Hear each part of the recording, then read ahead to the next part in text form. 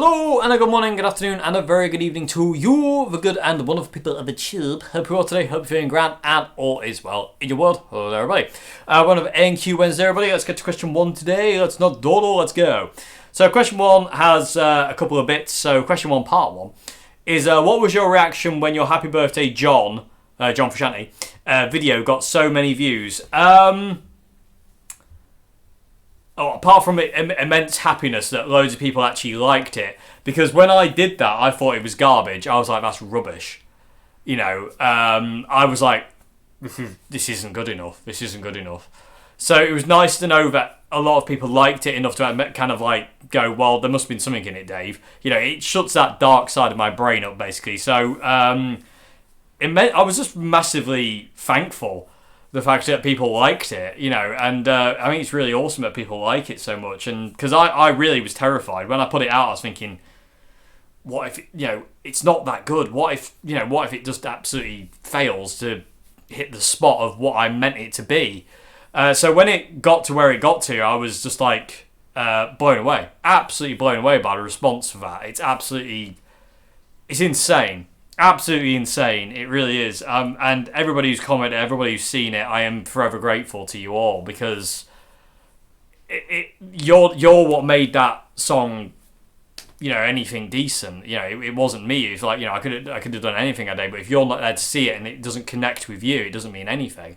So the fact that so many of you out there love it, and it's done so well, is just a testament to you, and I'm so grateful, to be honest with you, for people actually liking it, because I really did. I was terrified about it. I thought it was rubbish. I was like, I don't know, should I put this out? I nearly didn't put it out, if I remember correctly. I was like, I don't know, because it terrified me. When you kind of do something like that for somebody as big as John, who's got such a kind of big following, it has to be good, and I really didn't think it was good enough, and so I was terrified.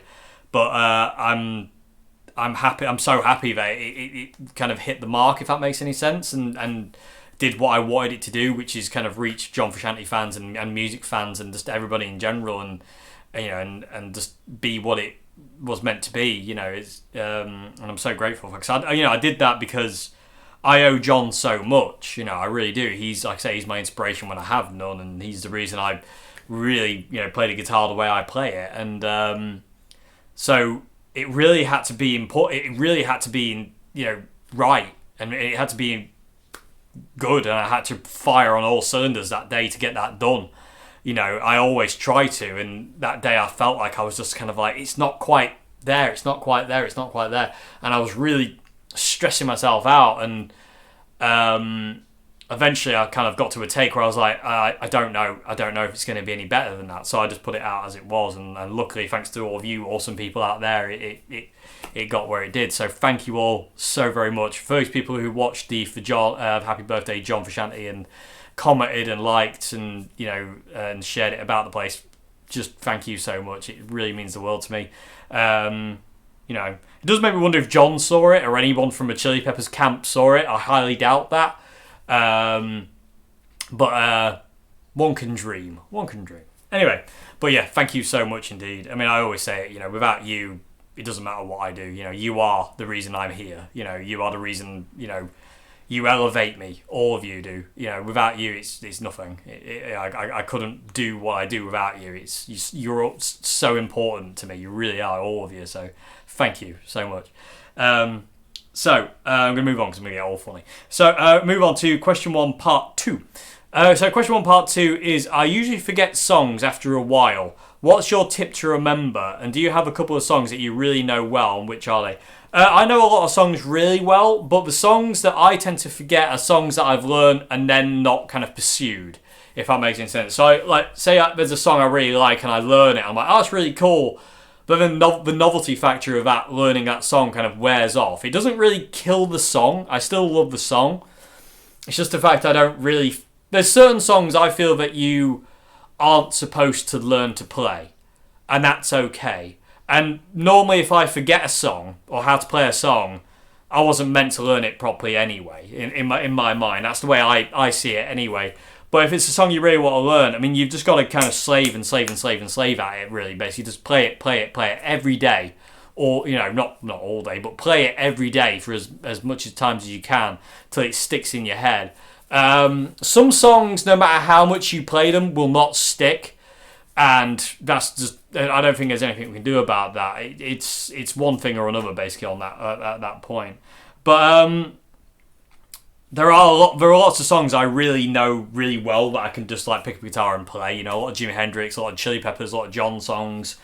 Lots of other songs here and there that I've just really kind of like, woodshedded and kind of like they're just part of me, if that makes any sense. But if you forget songs after a while, I find normally it's kind of like, they're not embedded enough in your brain and your kind of like your that kind of thought process, that learning thought process. So some songs we're just not meant to remember and learn. I think personally, you can't remember them all. There's too many as well. There have been songs that I've forgotten how to play because I haven't played them enough. There's songs that I just remember how to play even though I've never played them in years. Sometimes somebody will say, "Oh, can you play this?" And I'm like, "I ain't played that in years." And it literally, you start playing and it just comes back to you. But it's one of those things. It's just one of those things. Tips to remember, really, it's just kind of like, write it down in a way that's remembered to you, and also play it as much as you can. That's really key there, really. It's just like playing it as much as you can and going over it and over and over and over and over and over and over again until you're, sick of it, and then you never play it again, and then you forget it. Been there. I'm sure a lot of you have as well, people of the tube. I really want to learn this song. It's not good enough. Not good enough. Not good enough. Not good enough. I'm bored of it now. I don't want to play it anymore. Forgot. Usually that can go that way sometimes. But yeah, it's just one of those things. You just got to kind of stick at it, really. Woodshed it basically. Practice. But yeah, people of the tube.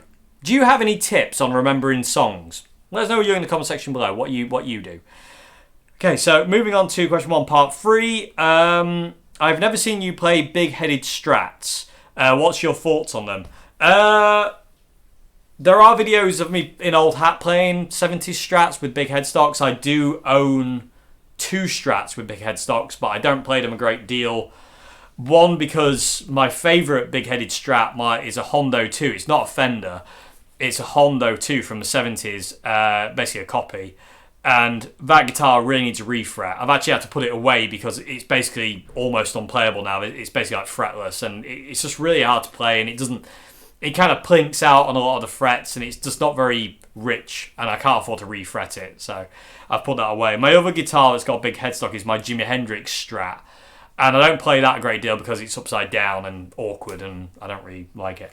But I personally love 70s Strats. I did own a 77 for a very brief period of time. I owned a 77 for about half a year, and it was ash body, maple neck, black scratch plate. I don't think I've got any pictures of me with it, which is kind of upsetting, to be honest with you. But I do have a picture of it in old hat, because that's where it went when I got rid of it eventually, because I traded it to pay for my Gibson R7 Gold Top, which in all fairness was the better move. The Strat was good, but it wasn't as good as the Gibson, the Gold Top that I had and then had to sell, so I kind of lost both.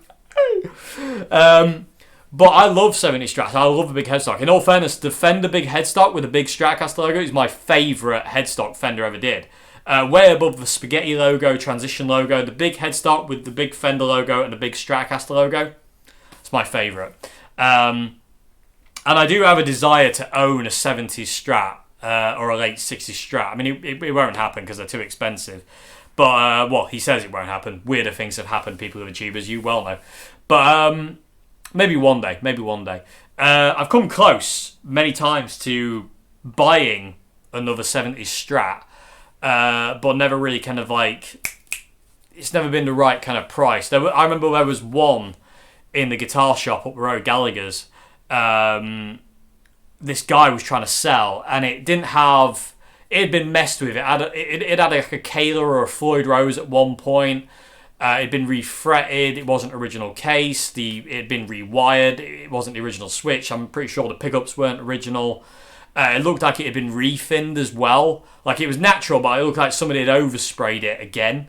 It didn't add up. None of it added up, and as a result, it wasn't worth a great deal of money, even though it was a vintage guitar. I think it was like a late 70s. Was it 78 or 79? I forget. But, big headstock, maple neck, ash body, black scratch plate. But it just didn't add up.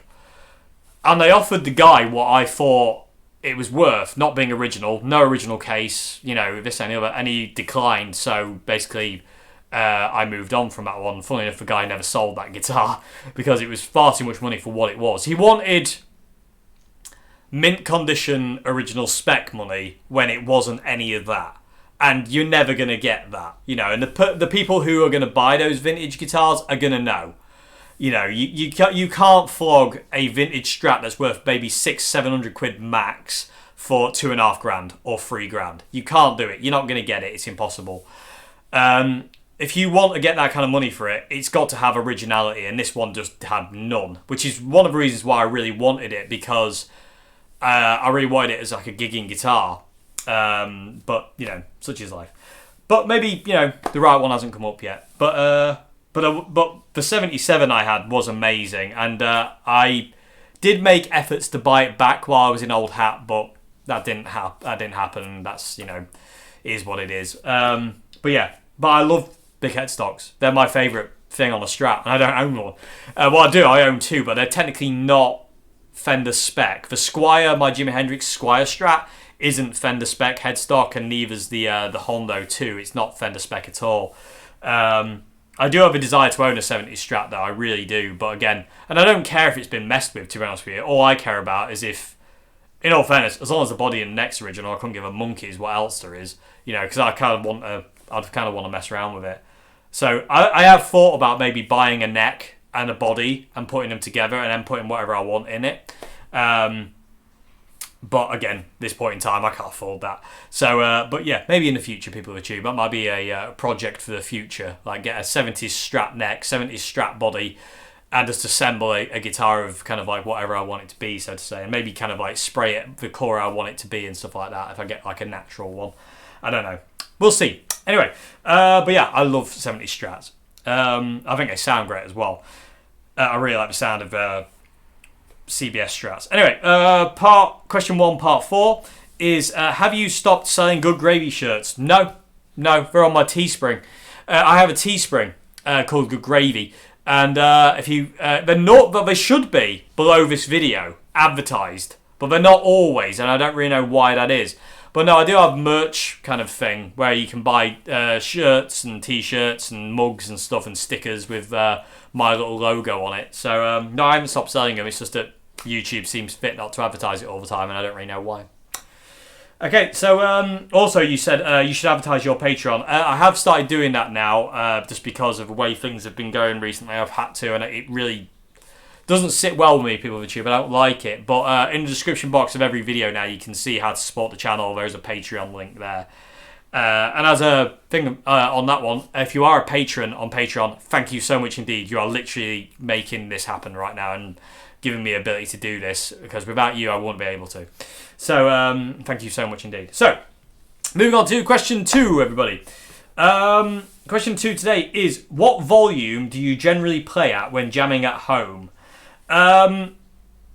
It's normally between 78 and 80 dB. I don't ever go higher than 80 dB because I like to not wear earplugs if I'm playing at home. So anything above 80 dB is too loud, really, and even then I still wear earplugs from time to time. But I normally play around there. But in all fairness, there are times when I'm playing late at night and I'll play at like whisper levels. So I don't play deafeningly loud, even though my amps are, if I'm playing for a stack or a half stack, I don't play ridiculously loud. I don't really like loud. I can't play ridiculously loud without earplugs because I fall over. It affects my balance, and if music's too loud, I have no balance and I end up falling over, be that for what it may. And it also confuses me and also makes me panic if it's too loud. So I have to be careful of volume levels. Because I don't like volume. Like really loud volume, I just can't deal with it. And if it's really loud, I have to wear earplugs. And if I don't, I'll either panic or fall over, or both. It's great fun. But you said you're just curious as you feel it, where you'd be more inspired if you could play louder, but you have to keep quiet because of others in your house. Yeah, I mean, I just basically just kind of like keep to a decent level and always keep kind of doors shut as best I can, or unless I'm alone in the house, and then it doesn't really matter. If I play loud, I normally do it when my neighbours aren't in as well. Although I did get a comment from my neighbour. But me and Queenie had been to the supermarket around the corner to get something to eat. And as we came back, my neighbour was walking out, and she was going somewhere. But she said, "Oh, what were you playing earlier on? It was amazing." She loved it. I was playing this kind of surf thing. And she was really happy with it. And every now and again, I get comments from my neighbours who are like, "That's really cool. I like what you play." But I think I'm in the minority of having really good neighbours, and I love my neighbours, so I'm really grateful to them. And I say they've dealt with me my entire guitar playing life. They've been there since the beginning, hearing me, being really rubbish, and getting to where I am now. So I'm really grateful to them. They're amazing. So. But yeah, like I said, I don't normally play ridiculously loud. I don't really like being deafeningly loud. But at the same time, I don't really like whisper quiet either. But I don't mind that as much, to be honest with you, as I used to. I used to be kind of like, no, it's got to be loud. But that's kind of chilled out now because I'm a bit more protective of my hearing. I've always been really protective of my hearing, though, to be honest with you. I've always had to wear earplugs live because of the reasons I said, because loud noise affects me in a really strange way. And also, if it's too loud, I get like disassociation, and that's not fun to deal with. And again, that makes me panic. And then if I panic, game's over. Well, not game's over. It's just not fun at that point. I have to kind of like fight it then. But yeah, I normally play between 75 and 80 dB if I'm doing an intro jam. Other than that, I normally run my amps. If it's my Marshall MGs, I normally run the volume at about 1. If it's my Orange, normally about 2.5, give or take. I never really go any louder than that. If I have to do a loud video, I try to make it short because I don't want to annoy anybody with deafening volume. Like for instance, if I play through the Plexi or something, I don't want to annoy anybody. But yeah, I mean, I just try and be mindful of other people and my own hearing as well. But yeah, I mean, there's no real workarounds, unfortunately. It's kind of like, it is what it is, sadly. It's just hard work, Loud music is better because you can feel it more. If your amp's really kicking out some air, you can really feel it, and it really kind of like, I find that really inspiring, even though I don't like not wearing earplugs at that point. But yeah, I know what you mean. But normally I just try and kind of like maintain lower volumes, and just kind of like try and get used to it, if that makes any sense, and just kind of like feel it at any volume. Just try and kind of like go kind of like, well, this is what it is. This is what it has to be. So just kind of get lost in it as it is what it is. If that makes any sense. I don't have a drink, but that's it. I need to get a drink before I do the next Q&A tomorrow for Thursday. Okay, so but yeah, that's what I would say. It's kind of difficult. It's kind of difficult. It really is. Volume is always going to be a nightmare for people, like, in a small house or a flat or apartment or whatever. Volume is always going to be an issue. It's a nightmare. Another thing you could do, I mean, if you want to be loud, you could always kind of, if there's a local rehearsal studio or a local place you can go where you can turn the amp up really loud, maybe once a week, just take your amp there and just kind of crank it and just bash some stuff out or something. Maybe get some friends together for a jam session or something like that. I don't know. But like I said, I don't normally like to play ridiculously loud. 80 dB is normally my limit. I don't really like. I have a dB meter on my phone. I have a dB meter upstairs as well to make sure I don't really go above it. And in all fairness, I've been doing it for so long now, I can kind of tell where I kind of need to sit because it's normally uncomfortable if it's too loud. So normally after I finish doing an intro jam, my ears aren't even ringing, because I don't play that loud. And if my ears are ringing, that means it was too loud, in which case I'll log it and then next time I'll adjust. But yeah, there you go. So yeah, anyway, I hope this question's okay. As usual, I'm terrified that there's just garbage answers and just useless, and I'm useless and everything's rubbish that I do, and here's Mr. Fear. But hopefully there's something in there you can take away. Like I say, if you do like these videos, please consider becoming a patron at Patreon. Link to that is in the description box below, as I said earlier on. Like I say, it really, really helps. It really helps me like no end. I'm so grateful to everybody who's on my Patreon. it's really keeping me here level at this point in time. It's keeping my head above the water because things are a bit weird right now. They really are. Things are kind of leveling out a bit, but not really. And it's just difficult. It really is difficult. Anyway, PeopleTube, I hope you enjoyed this vid, and I'll see you again tomorrow for A&Q Thursday. I need to go and get drinks. My mouth is as dry as a bone. It's like the Aral Sea. Anyway, moving along. If you like, if you want to submit a question for A&Q Wednesday, description box below has an email link as well. Email me there. Other than that, I'll see you tomorrow. Have a great morning, afternoon, good evening. Excuse-moi. Disgusting boy. And have a great one. I'll see you tomorrow. Have a good one. Goodbye now.